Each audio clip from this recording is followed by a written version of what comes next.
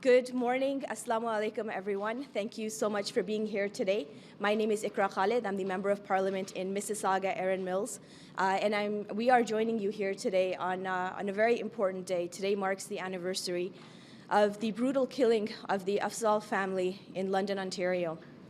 It's a reminder that Islamophobia is very much alive and real and exists in our communities, and that is why today's announcement is that much more important as we continue to combat this disease that impacts and hurts our communities. Islamophobia is very much alive, it is gendered, and it is impacting the safety and well-being of Muslim Canadians all across Canada.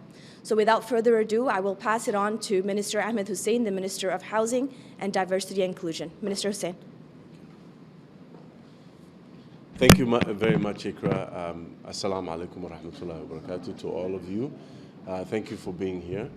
Bonjour tout le monde. I'd like to begin first by acknowledging that we're all gathered on traditional indigenous territory of the Anishinaabeg and Algonquin peoples. And as Member of Parliament Iqra Khalid just said, we are commemorating a very painful anniversary for the Afzaal family, for Londoners, and indeed for all Canadians. This is the 1 year anniversary. It marks 1 year since the brutal attack on a family of 5 that 4 of them didn't make it home just because they decided to go on an evening walk, and they were attacked for who they were. They were attacked because they were Muslim. And so Islamophobia is real. It is impacting Muslim Canadians from across the country, and it is unfortunately a lived reality for far too many Muslim Canadians. And so as a government, we're standing shoulder to shoulder with the Muslim community at this difficult time. I know that there's absolutely more work to be done. And we're also marking 5 years since the Quebec mosque shooting that also resulted in a number of lives being lost and communities being impacted, and even as we speak. So Islamophobia is real. We have to redouble our efforts to support Muslim communities across this country. And one of the ways we've done that as a government is to designate January 29th as the National Day of Remembrance and Action Against Islamophobia and in support of religious freedoms. And in that regard, we had a national summit on Islamophobia, which was able to convene Muslim leadership from across the country.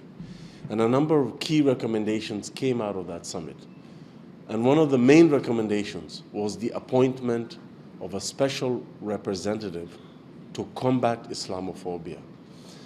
And we're moving forward with that recommendation. So today I'm happy to announce that the call for applications, the application process is open for anyone interested to fulfill the role to become Canada's special representative to combat Islamophobia. The special representative to combat Islamophobia will be the champion, the expert, the advocate, and the advisor to the government on Islamophobia. This individual will work with a team. They will be supported by funding through Budget 2022, their job will be to advise the government, to advise the Prime Minister, and to work with other levels of government, stakeholders, institutions throughout the country. They will report, they will advise, they will issue recommendations, and they will work tirelessly to promote work to combat Islamophobia, including collaborating with partner countries and to do the work that is necessary domestically.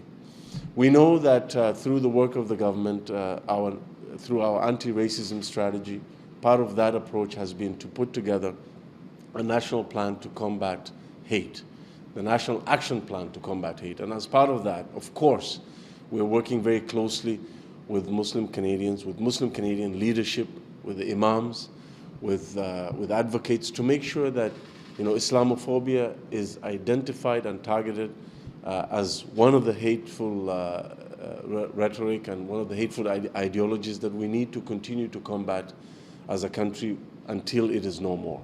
And that includes supporting Muslim Canadians at this difficult time. including better supporting survivors through the criminal justice process, fighting online harms, making sure that we're funding those on the ground who are doing the work to combat racism, discrimination, and hate. And so today is a somber occasion. It is, as I said, the first year anniversary of this difficult time. I was in London on Saturday ahead of the Prime Minister's visit to London to join the Muslim community and Londoners on Sunday. And I can tell you one of the amazing gestures is that in London, the Afzaal family is known as our London family, because Londoners have embraced the community, and they've said that Muslim Canadians will not be alone in their fight against Islamophobia. And the local chapter of the Muslim Association of Canada has dedicated a community space in commemoration of the family. And so you see Canadians coming together and standing with Muslim Canadians to fight Islamophobia every single day. And as a government, we have to do our part. That means funding the national plan to combat hate, and making sure that we support the special representative in their work. And today is a main step in that process to open the applications and hopefully get through the transparent, fair, merit-based process to select the next, the first ever special representative to combat Islamophobia. I want to really thank the Council of Imams as well as the National Council of Canadian Muslims for the hard work and their advocacy and the support that they've given the government to get this right, and we'll continue to work with you to make sure that as we go through the selection process, that we continue to listen to you in further ways to combat Islamophobia. Assalamu alaikum, jazakumullah khair. Thank you very much, Minister Hussen. So as the Minister said, applications are now open. And to talk more about it, one of our pioneers in Parliament, the Honourable Minister Omar Alghabra, our Minister of Transportation, will say a few words. Minister Alghabra.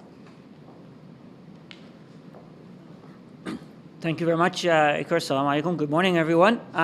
Let me just first say, acknowledge the work that is being done by MP Iqra Khalid, my friend and my colleague and my neighbor in Mississauga over the years in combating Islamophobia, in helping shepherd the motion in the House of Commons in 2016 that calls out Islamophobia, where unfortunately it was surprisingly to me at the time, and it continues to be a surprise to me, that there are still political leaders that want to fight that notion, that want to avoid recognizing that Islamophobia is real. And not only is it real, but it kills. So Iqra, thank you for your ongoing championship and advocacy, and for enduring such hate sometimes that is out in the public for all of us to see, that you have to deal with just because you're championing combating Islamophobia. And Minister Hussen, we're all grateful to your leadership as Minister of Inclusion, for your advocacy and for today's announcement. This is yet another concrete step that our government is doing under your leadership and the leadership of the Prime Minister to combat Islamophobia. I also want to acknowledge NCCM and the delegates who are here with us today for meeting with members of parliaments and ministers and policy makers to share the perspective of the Muslim community from across the country about the anguish and the frustration and the fear that members of the community feeling on a daily basis, hearing of different stories and incidents that resonate and cause a lot of anxiety. So I want to thank NCCM and all of the delegates who are here in person with us or around the country who are ensuring that their voice is heard. You know, our government takes the issue of Islamophobia extremely seriously. Islamophobia, again, not only is it real, but it kills. And other than, we in 2016 supported a motion in the House of Commons that called out Islamophobia and committed government's action to confronting it. A committee of parliamentarians has studied Islamophobia and its root causes and presented a list of action plan to combat it. And our government is working on implementing it. For the first time in Canada's history, we've put white supremacist hate group on a terrorist watch list. We are appointing diverse people from different backgrounds at governments, institutions, to ensure that their lived experience, that their perspective is incorporated in much of the consultations and the discussions and the decisions that governments in all of institutions make. We've reformed oversight bodies that ensure that law enforcement agencies are held accountable for policies and actions. We're ensuring that community organizations, including mosques and places of worship, have support, financial support, to enhance their security. We're making sure that assault-style weapons are banned in Canada, and further gun control measures, including red flags, are implemented. We're working on reforming our justice system to ensure that the definition of hate is clearly outlined, plus ensuring that there are other tools that our law enforcement agencies can utilize to combat hate. We're working with online and social media companies to ensure that there's accountability for online hate, that those who are promoting hate are addressed and confronted. There's a lot of work to be done, and today's announcement is yet another step in confronting this insidious form of hate that exists within our society. We've all heard politicians come to the mic and condemn what happened a year ago in London and what happened in the Quebec Mosque. But yet we still see some politicians who flirt, who play footsie with organizations that are promoting hate, that are speaking things that I know cause a lot of Canadians discomfort and makes them feel unwelcome in their own country.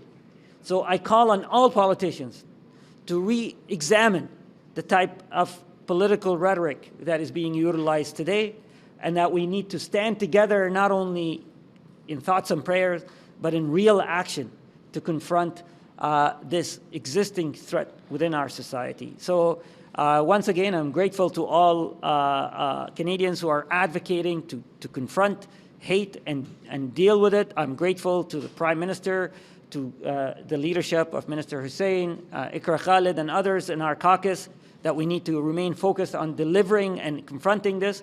But ultimately, this is a societal issue, and all of us need to work together to eradicating it. Thank you very much.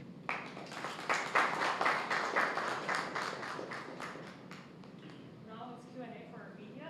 So please note there's only one question or follow-up. In case you're on TV, please identify yourself and the organization you work for. Something we're going to continue along CBC News. The position of the special representative was announced several months ago. Now we're opening applications. I imagine that will take some time. What do you have to say to folks who are wondering why this is taking so long? Well, we didn't want to sacrifice speed for getting it right. So we had to work with the Muslim Canadian community, including advocacy groups like NCCM, like the Canadian Council of the Canadian Council of Imams, who I met recently, to get input on the mandate of the special representative, on the parameters, on how they're actually going to implement their mandate, on how they will get the right supports. It's one thing to create a position, but you got to get it right, and you have to create a position that will get the confidence of the community. And so that takes time. Getting it right takes time. And now with this call for applications, we're spreading it across the country. We want people to apply to fulfill this role, and we hope to move as expeditiously as possible. The Canadians United Against Hate, they sent out a press release this morning saying they want to see more national leadership. I know you guys are holding this position of the special representative, but they don't want to see that work downloaded onto small organizations who have to take on those initiatives themselves that may not have the experience planning. What tangible is the federal government going to offer local organizations who are on the ground trying to fight this? I think it's a mixed approach. There's work that's being done on the ground. We have to support that. One of the best ways for government to support this work is not to do everything. It's to support those who have the expertise, who have the credibility on the ground, who've been doing this for so long, and who know and who have the relationships of trust with the Muslim community and with other racialized and religious groups. and we need to fund them more. We need to support the good work that they're doing. But in addition to that, we need to take action as well as a government, and we have. But we need to do more work, including, as Minister Alghabra mentioned, online harms, making sure that the criminal justice system better supports survivors of hate-motivated violence. We need to move ahead with the creation of the support fund to support survivors of hate-motivated violence for uninsured costs that are currently not covered by our public health system. We need to make sure that we continue to listen to the communities that this form of hate impacts, so that we can find further ways to support them. And yes, there is a role for other orders of government, but we have to do our part, and we are. Jim Broncho, the Canadian Yeah. Speaking of promises, you mentioned, Mr. Alghabra mentioned the online hate bill. What is going on with the bill, and why is it taking so long to come to fruition? Well, as you know, we have a very busy legislative schedule. Minister Rodriguez is leading that charge, but it is a priority for our government. What happens online has real world consequences, and we are committed to making sure that social media platforms, as Minister Alghabra said, are held accountable for the hate speech that is posted online. They have a responsibility to Canadians, and we have to make sure that we hold them to that responsibility. On another promise that emerged from the Summit on Islamophobia, Muslim charities, many are concerned about being targeted by the Canada Revenue Agency, and you appointed a process to look into that. We've heard almost nothing on that, and in fact, the government is fighting one charity that's been stripped of status in the federal court. Can you explain the lack of inaction there? Well, I don't want to comment on an ongoing court matter, but what I will say is that the review is going on, so I don't want to prejudge the work of the investigator. But what I will say is that we need to listen to the community more when they highlight issues around law enforcement or the Canada Revenue Agency or any other government agency for that matter, to make sure that we're getting it right. Just because policies work for most people doesn't mean that it doesn't disproportionately harm others. And so we have to always be open to criticism and engagement from the community, including Muslim Canadians, on how we can better deliver government services. And that includes the Canada Revenue Agency, it includes CBSA, it includes, quite frankly, every government service or agency that delivers work or engages with Canadians. Last question? If there's none, then thank you, everyone. Thank you. Thank you.